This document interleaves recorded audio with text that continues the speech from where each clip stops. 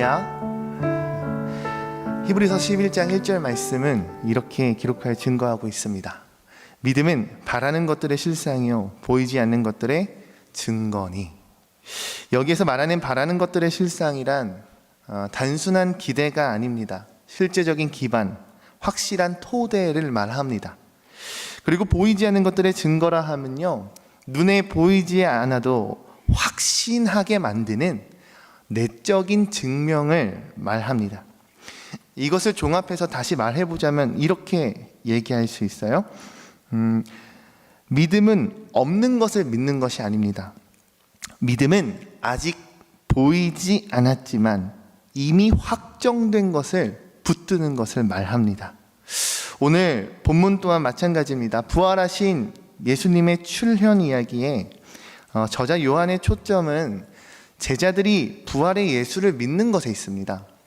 저자 요한과 막달라 마리아, 그리고 열 제자, 그리고 도마가 차례대로 예수님의 부활을 믿는 모습을 우리에게 보이고 있습니다. 여러분, 제자란 무엇일까요? 제자란 부활하신 예수님을 믿는 자들, 그들이 제자일 것입니다. 듣는 이로 하여금 그 예수를 믿어 생명을 얻게 하는 일로 보냄을 받은 자들, 그들이 제자일 것입니다. 오늘 본문 말씀 마지막 구절인 31절 말씀은 이렇게 기록하고 있습니다. 31절에 보면 오직 이것을 기록함은 너희로 예수께서 하나님의 아들 그리스도이심을 믿게 하려 하며 또 너희로 믿고 그 이름에 힘입어 생명을 얻게 하려 함이니라. 요한의 기록 목적이 자연스럽게 연결되는 이유입니다. 오늘 우리에게 주어진 본문의 말씀을 통해 오늘 이 자리에 있는 우리 모든 신성의 성도들이 예수님의 부활을 믿는 자가 되길 간절히 소망합니다. 그리고 믿는 자로서 주님의 제자가 되길 소망합니다. 예수님의 이름을 힘입어 생명을 얻게 되는 주님의 역사가 여러분들의 삶 가운데 가득 맺히길 주의 이름을 축복합니다. 먼저 본문 말씀 19절 말씀 여러분들 함께 읽기 원합니다. 19절 말씀입니다. 시작. 29 첫날 저녁 때에 제자들이 유대인들을 두려워하여 모인 곳의 문들을 닫았더니 예수께서 오사 가운데 서서 이르시되 너희에게 평강이 있을지어다. 아멘. 19절 말씀을 보니 안식 후 저녁 첫날 제자들이 모여 있습니다. 네, 이 모임에 대해 성경은 이렇게 표현합니다. 제자들이 유대인들을 두려워하여 모인 곳에 문들을 닫았다라고 기록합니다.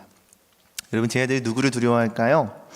예수님의 죽음 이후에도 유대인들이 두려워서 그들은 함께 모여 있습니다. 숨어 있습니다. 그런데 그 표현 가운데 문을 닫았다가 아닌 문들을 닫았다라는 표현이 그들이 모여 있었던 그 공간에 있는 창문이며 바깥문이며 중문이며 방문이며 모든 문이 닫혀 있음을 생각하게 됩니다. 이를 통해 우리는 제자들이 얼마나 근심과 염려가 걱정이 가득했을까 생각해 봅니다.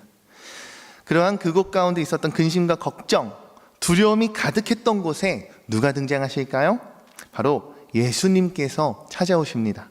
그리고 예수님 제자들을 향해 말씀하십니다. 너희에게 평강이 있을지어다. 사랑하는 성도 여러분, 우리들의 삶 가운데에도 근심과 걱정, 더 나아가 두려움의 순간들, 이것들을 차단하기 위해, 피하기 위해 내가 스스로 할 수 있는 만큼 문들을 굳게 닫아놓은 자리들이 우리들에게도 있을 수 있겠습니다. 어찌 보면 문들을 닫고 그 가운데 몸을 숨기고 있다는 것을 무엇을 뜻할까요? 내가 가장 안전하다라고 생각되는 곳, 그래도 그나마 내가 안심할 수 있는 곳, 내가 숨을 곳이라고 한다면 발각되지 않을 곳, 나를 찾아내지 못할 곳에 숨는 것이 일반적일 것입니다. 그리고는 그 가운데 문들을 2중, 3중 겹겹이 걸어 놓는다고 한다면 그곳은 그나마 내가 안심하고 근심과 걱정을 내려놓을 수 있는 곳, 조금 더 과장하다면 마음의 평안을 얻을 수 있는 곳이어야 할 것입니다. 하지만 아무리 생각해도 그들이 생각하고 정한 숨을 곳, 그들이 문을 걸어 잠갔던 그들 가운데 이곳은 안전하지 않을까라고 했었던 그 곳일지라 하더라도 그 가운데 참된 평화, 참된 평안이 결코 있지 않았음을 발견합니다. 예수님이 부활하셨다라는 소식, 살아나셨다라는 그 소식을 들었음에도 불구하고 여전히 그들은 그들의 숨을 곳에서, 그들이 잠글 수 있는 곳 가운데에서 여전히 두려움에 떨며 잔뜩 웅크리고 있음을 발견합니다. 그 가운데 예수님 찾아오십니다. 예수님 직접 찾아오셔서 그들에게 말씀하십니다. 평강이 있을지어다. 여러분, 평강의 원어를 보면 헬라어로는 에이레네라고 합니다. 구약을 배경으로 히브리어는 샬롬이라 합니다. 평강을 단순히 번역하면 마음의 평안, 이 정도로 이해할 수 있습니다. 하지만 이것은 절반 정도 해석한 것이라 할 수 있습니다. 참된 평강의 의미, 그리고 성경적으로 보자면 이 평강의 의미는 훨씬 더 구조적인 개념이라 말할 수 있습니다. 평강, 샬롬, 에이레네, 먼저 첫째는 관계의 회복을 나타냅니다. 단절됐던 하나님과의 관계가 올바르게 됩니다. 정상화되는 것입니다. 죄로 인해 깨어진 상태가 다시금 연결됩니다. 이에 대한 핵심적인 중심 키워드는 화목입니다. 둘째로 이 샬롬, 에이렌의 평강의 원어, 존재의 온전함을 나타냅니다. 깨짐이 없습니다. 결핍이 없습니다. 균형이 올바르게 잡힌 상태를 말합니다. 단순한 감정이 아닌 그 자체, 그 상태를 말하는 것입니다. 그 자체로 온전하게 되어짐이 이 가운데 있습니다. 마지막 셋째로 질서의 회복을 담고 있습니다. 여러분, 혼돈으로부터 질서가 세워집니다. 두려움으로부터 안정을 향해 나아가게 됩니다. 혼돈으로부터 질서, 두려움으로부터 안정, 다시 말해 이를 무엇라 말할 수 있을까요? 하나님의 통치 아래 있는 상태라 말할 수 있습니다. 오늘 이 말씀을 통해 우리가 기억해야 할 것은 예수님은 우리에게 참으로 평강을 주시는 분, 평안을 주시는 분이라는 사실입니다. 그분은 단절되어진, 끊어져 버린 그 관계를 회복시키십니다. 더 나아가 그로 인하여 예수 그리스도로 말미암아 우리의 존재가 온전하게 되어짐을 우리는 경험하게 됩니다. 더 나아가 질서가 회복되고 혼돈하였던 내가 질서를 향해, 두려움에 있던 내가 안정을 향하여 나아갈 수 있는, 다시 말해 우리들 스스로가 하나님의 통치 아래에 거하는 하나님의 백성이 되게 하시는 줄 믿습니다. 이를 위해 주님은 몇 겹이나 문을 걸어 잠그고 있었지만 두려움에 떨고 있었던, 발각되지 않을 장소라 여기며 가장 안전한 장소라 생각했던 그 골방이 있었으나 근심과 걱정이 가득하였던 그러한 제자들에게 찾아가셨던 것처럼 오늘 이 시간 이 말씀을 마주하고 있는 저와 여러분들에게 동일하게 하나님은, 예수님은 은혜로 역사하실 줄로 믿습니다. 몇 겹이나 걸어 잠근 내가 안전하다 생각될 그 골방을 향해 주님은 찾아오시는 분이심을 여러분들 기억하시며 믿으시길 바랍니다. 이렇듯 우리를 찾아오시는 예수님을 통해 우리는 무엇을 느끼고 누릴 수 있을까요? 오늘 본문 말씀 20절 후반에는 이렇게 기록되어 있습니다. 제자들이 주를 보고 기뻐하더라. 기뻐합니다.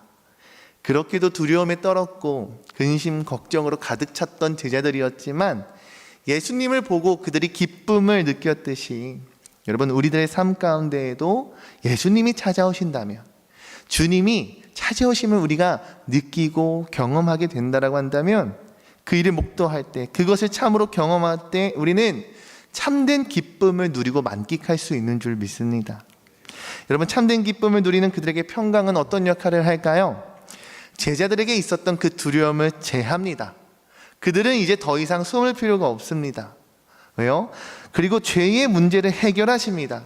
십자가로 말미암아 제자들에게 참된 화목을 이루셨습니다.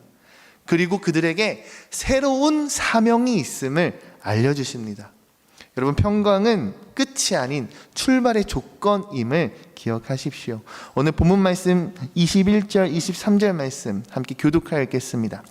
예수께서 또 이르시되 너희에게 평강이 있을지어다. 아버지께서 나를 보내신 것 같이 나도 너희를 보내노라. 이 말씀을 하시고 그들을 향하사 숨을 내쉬며 이르시되 성령을 받으라. 함께 있습니다. 너희가 누구의 죄든지 사하면 사하여질 것이요 누구의 죄든지 그대로 두면 그대로 있으리라 하시니라. 여러분, 예수님 말씀하십니다. 평강이 있을지니 아버지께서 나를 보내신 것 같이 나도 너희를 보내노라. 여러분, 예수님 제자들을 보내시겠다 말씀하십니다. 부활의 능력을 마주한 제자들, 더 이상 무덤 가운데 웅크리고 있는 것이 아니라 세상을 향하여 기쁨을 전할 자로서 주님께서 보내신다 말씀하세요. 그런데 이에 대해 무엇라 말씀하십니까? 너희가 성령을 받으라 말씀하십니다. 여러분, 사도행전 1장 8절, 우리가 잘 아는 말씀이죠. 함께 읽기 원합니다. 오직 성령이, 시작. 오직 성령이 너희에게 임하시면 너희가 권능을 받고 예루살렘과 온 유대와 사마리아와 땅끝까지 이르러 내 증인이 되리라 하시니라. 아멘. 제가 너무나도 좋아하는 성경 구절입니다. 오직 성령이 임하시면 권능을 받는다 말씀하십니다. 여러분, 예수님께서 보내시는 증인의 역할, 증인으로서의 사명을 다한다라는 것, 이것을 이룰 수 있는 능력이 어디로부터 옵니까? 오직 성령으로부터 온다 주님 말씀하십니다. 23절 말씀에 너희가 누구의 죄든지 사하면 사하여진다 말씀하십니다. 누구의 죄든지 그대로 두면 그대로 있을 것이라 말씀하십니다. 보내심을 받은 그분께서 당신의 제자들을 보내실 때 성령으로는 능력받을 것을 축복하시며 말씀하세요. 제자들 안에 내주하시는 성령님으로 말미암아 가능케 되는 하나님의 일하심, 하나님의 역사가 그들에게, 보냄을 받는 제자들에게 있을 것이라 말씀하십니다. 사랑하는 신성의 성도 여러분, 오늘 우리가 구해야 할 것, 정말 이 기도의 자리에서 하나님께 붙들며 나아가야 할 것, 정말 우리의 마음 가운데 간절히 품어야 할 것이 이와 같은 성령이었으면 좋겠습니다. 평강이신 예수 그리스도께서 내게 찾아오셨다라고 한다면, 그 사실을 내가 진정으로 믿는다라고 한다면, 우리는 성령을 보내시는 그분의 일하심을 믿으며 정말 성령으로 충만케 되어 이 땅 가운데 복음의 능력을 힘입은 자로서, 십자가의 전달자로서 살아가는 은혜가 우리 모두에게 반드시 이룰 수 있는 일이라 생각되어집니다. 그리고 여러분들을 그렇게 되기를 축복합니다. 평강이 임한 자가 이와 같은 복음의 능력, 성령의 능력을 행할 수 있음을 기억하는 저와 여러분들이 되었으면 좋겠습니다. 본문 말씀 24절, 25절 말씀 함께 읽기 원합니다. 함께 읽습니다. 시작. 12제자 중에 하나로서 디두모라 불리는 도마는 예수께서 오셨을 때에 함께 있지 아니한지라.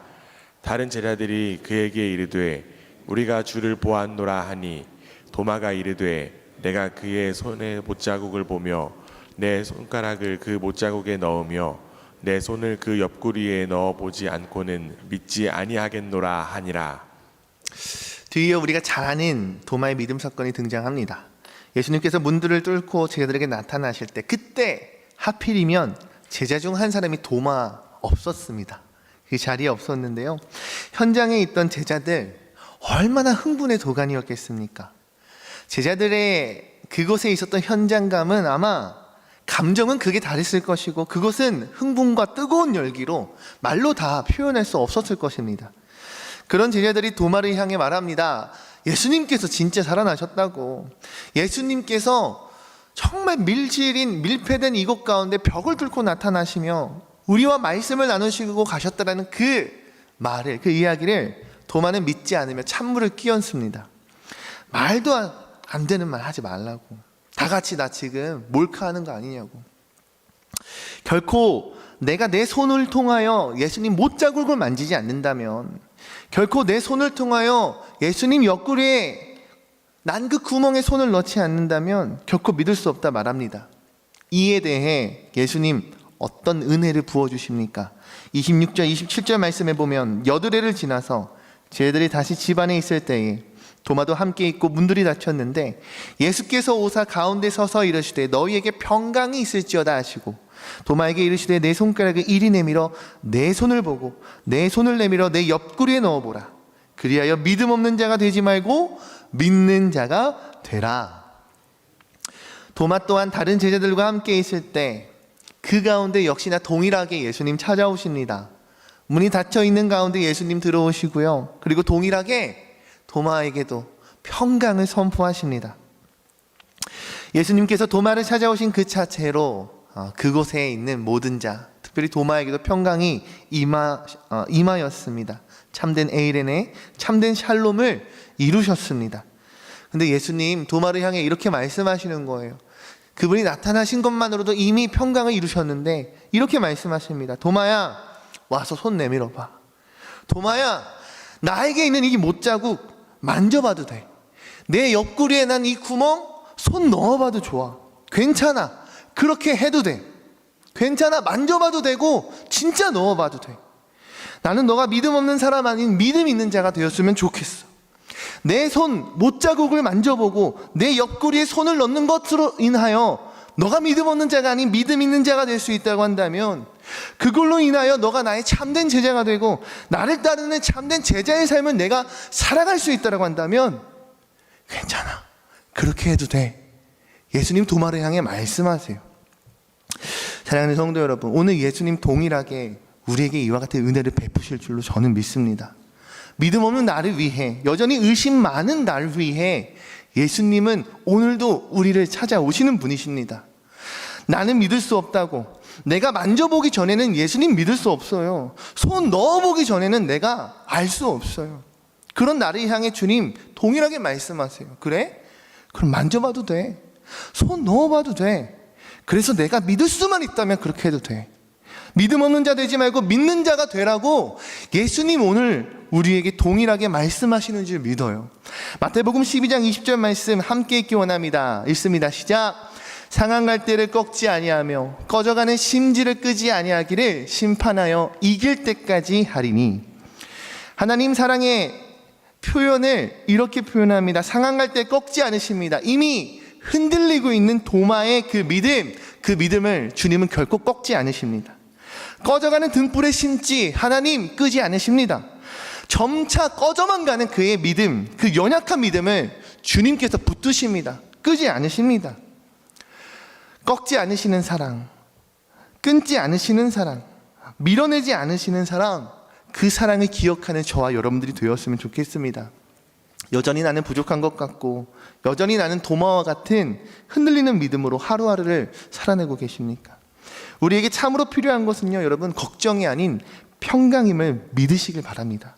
평강의 하나님, 평강의 주님께서 그분의 사랑으로 말미암아 믿음 없는 자가 아닌 믿음 있는 자로 은혜와 진리의 길로 우리를 인도하실 것입니다. 이를 믿는 저와 우리 모든 신성의 성도님들 되시길 바랍니다. 우리 마지막으로요, 본문 말씀 29절 말씀 다 함께 한 목소리로 읽겠습니다. 시작. 예수께서 이르시되 너는 나를 본고로 믿느냐? 보지 못하고 믿는 자들은 복되도다 하시니라. 보고 믿느냐?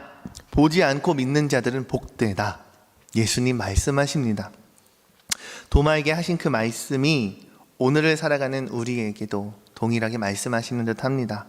앞서 나누었던 말씀, 히브리서 11장 1절 말씀처럼 믿음은 바라는 것들의 실상이요 보이지 않는 것들의 증거라 하신 말씀을 기억하며 새기는 우리 모두가 되길 원합니다. 여러분, 예수님 부활하셨습니다.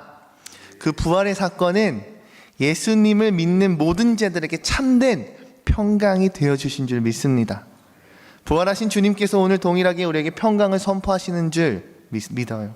두려워하지 말라고, 근심하지 말라고, 걱정하고 염려하지 말라고, 오직 성령을 받음으로 말미암아 너희가 능력의 삶을 살라고, 참된 제자의 삶, 하나님 주시는 참된 복을 너희가 누리며 살길 원한다고 주님 말씀하시는 줄 믿어요.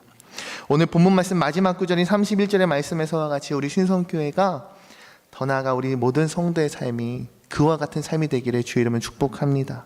저와 여러분들 통해, 우리를 통해 예수님께서 하나님의 아들 그리스도이심을 믿게 하는 역사와 또 믿음으로 말미암아 예수의 이름으로 생명을 얻게 되어 생명이 살아나는 역사가 우리들을 통해 가득 이 땅 가운데 맺혀지기를 주의 이름으로 축복합니다. 샬롬 샬롬 샬롬 샬롬 샬롬 샬롬 내니 두려워 말아라 나의 아들 나의 딸아 안심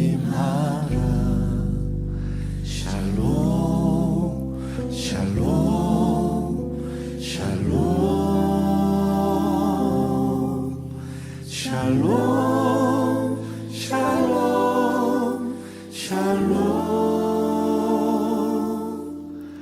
나의 평안을 주노라 세상과는 다른 평안 두려워 마라 샬롬